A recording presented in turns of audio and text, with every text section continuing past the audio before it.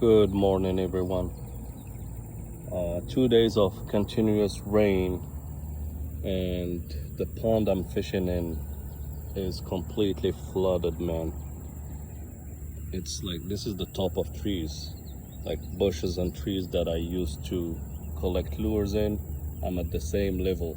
That has been like 5 to 6 feet raised up.